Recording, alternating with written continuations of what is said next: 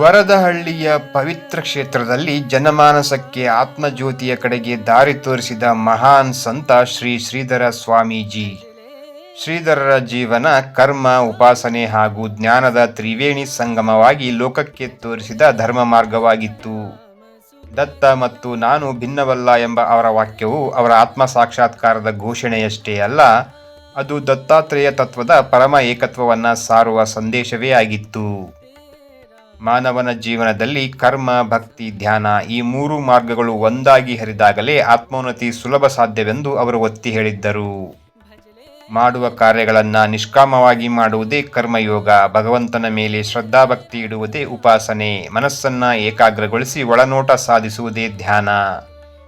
ಈ ಮೂರರ ಸಮನ್ವಯದಿಂದ ಸಾಮಾನ್ಯ ಮನುಷ್ಯನು ಕೂಡ ಮೋಕ್ಷದತ್ತ ಸಾಗಬಹುದು ಎಂಬುದು ಅವರ ಪರಮ ಸಂದೇಶ. ನಿಷ್ಕಾಮ ಸೇವೆಗೆ ಸ್ವಾಮೀಜಿಗಳು ಅತ್ಯಂತ ಮಹತ್ವ ನೀಡಿದ್ದರು. ಸೇವೆ ಎಂದರೆ ಕೇವಲ ಸಹಾಯವಲ್ಲ, ಅದು ಆತ್ಮಶುದ್ಧಿಗೆ ದಾರಿ ತೋರುವ ಸಾಧನೆ ಎಂದು ಅವರು ಹೇಳಿದಂತೆ, ವರದಹಳ್ಳಿಯ ಆಶ್ರಮದಲ್ಲಿ ಇಂದಿಗೂ ಕೂಡ ಮೌನ, ಸೇವೆ ಮತ್ತು ಭಕ್ತಿಗೆ ನೀಡಲಾಗುವ ಮಹತ್ವವು ಅವರ ಬೋಧನೆಯ ಅನುಷ್ಠಾನವೇ ಆಗಿದೆ. ಮಾತಿಗಿಂತ ಮೌನವೇ ಶ್ರೇಷ್ಠ, ಕ್ರಿಯೆಯಲ್ಲಿಯೇ ಭಕ್ತಿ ವ್ಯಕ್ತವಾಗಬೇಕು ಎಂಬುದನ್ನು ಅವರು ಅನುಷ್ಠಾನದ ಮೂಲಕವೇ ಸಾರಿದರು. ದತ್ತಾತ್ರೇಯ ಆರಾಧನೆ ಅವರ ಜೀವನದ ಹೃದಯ ಬಡಿತವಾಗಿತ್ತು. ದತ್ತಾತ್ರೇಯ ಪರಂಪರೆಯ ಅನುಯಾಯಿಗಳಾಗಿದ್ದ ಅವರು ದೈವ ಮತ್ತು ಆತ್ಮ ಒಂದೇ ಎಂಬ ಅದ್ವೈತ ತತ್ವವನ್ನು ಅನುಭವದ ಮೂಲಕ ಬೋಧಿಸಿದರು. ಸಕಲ ಜೀವಿಗಳು ಸೇರಿದಂತೆ ಬ್ರಹ್ಮ ಎಲ್ಲದರಲ್ಲೂ ವ್ಯಾಪಿಸಿಕೊಂಡಿದೆ. ಈ ಮೂಲಕ ಇಲ್ಲಿರುವ ಕಣಕಣದಲ್ಲೂ ದೈವತ್ವದ ಸಾರವಿದೆ ಎನ್ನುವ ಅದ್ವೈತ ಧೋರಣೆಯೇ ಅವರ ಉಪದೇಶವಾಗಿತ್ತು.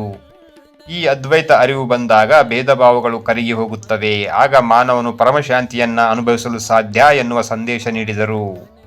ಸರಳತೆ ಮತ್ತು ಸಾತ್ವಿಕತೆ ಅವರ ಜೀವನದ ರೀತಿಯಾಗಿತ್ತು. ಅಹಂಕಾರವನ್ನು ತೊರೆದು ಸರಳವಾಗಿ ಬದುಕುವುದು, ಸೇವಿಸುವ ಆಹಾರವನ್ನು ದೇವರಿಗೆ ಅರ್ಪಿಸಿ ಪ್ರಸಾದವಾಗಿ ಸ್ವೀಕರಿಸುವುದು, ಇವು ಜೀವನವನ್ನು ಪವಿತ್ರಗೊಳಿಸುತ್ತವೆ. ಹಾಗೆಯೇ ಭಗವಂತನ ಸ್ಮರಣೆ ದಿನನಿತ್ಯದ ಜೀವನದ ಪ್ರಧಾನ ಭಾಗವಾಗಿರಬೇಕು. ಇದರಿಂದ ಮನಸ್ಸು ಶುದ್ಧಿಯಾಗುತ್ತದೆ ಮತ್ತು ಶಾಂತಿ ನೆಲೆಸುತ್ತದೆ ಎನ್ನುವ ಶಾಂತ ಜೀವನದ ಸರಳ ಮಾರ್ಗವನ್ನು ಅವರು ಹೇಳಿದರು. ಅಲ್ಲದೆ ವೇದಗಳ ಗಾಢ ತತ್ವಗಳನ್ನು ಸಾಮಾನ್ಯ ಜನರಿಗೆ ಅರ್ಥವಾಗುವಂತೆ ಸರಳವಾಗಿ ವಿವರಿಸಿರುವುದು ಅವರ ಬಹುದೊಡ್ಡ ವಿಶೇಷತೆ. ಅವರು ಕನ್ನಡ, ಮರಾಠಿ ಮತ್ತು ಸಂಸ್ಕೃತ ಭಾಷೆಗಳ ಮೂಲಕ ಸನಾತನ ವೈದಿಕ ಧರ್ಮದ ಸಾರವನ್ನು ಸುಲಭವಾಗುವಂತೆ ಜನರಿಗೆ ತಲುಪಿಸಿದರು. ಹೀಗೆ ಶ್ರೀಧರ ಎನ್ನುವ ಮಹಾಮಹಿಮ ತಮ್ಮ ಜೀವನದ ಮೂಲಕವೇ ಶ್ರೇಷ್ಠ ಜೀವನ ಮಾರ್ಗ, ಶ್ರೇಷ್ಠ ಜೀವನದ ಗುರಿಯನ್ನು ಸರಳವಾಗಿ ಲೋಕಕ್ಕೆ ಸಾರಿದರು.